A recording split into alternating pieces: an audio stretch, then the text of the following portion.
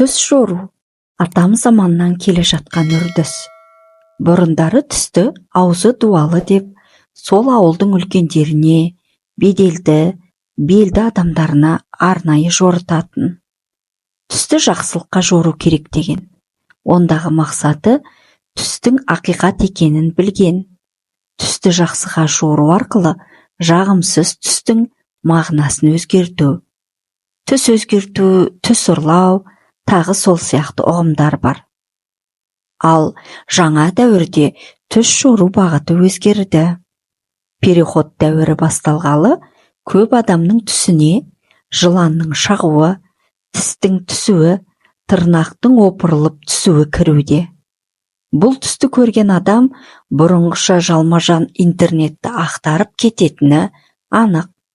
Бірақ ол жерде бұндай түстерді жақынын жоғалту, күтпеген ауру деп жазылған. Оны көріп жүрегің дір ете қалатыны анық. Бірақ жаңа дәуірде бұндай сарынды түстер рухани өзгерістің белгісі. Ескі түсініктен кетіп, жаңа көзқарастың орнауын білдіреді.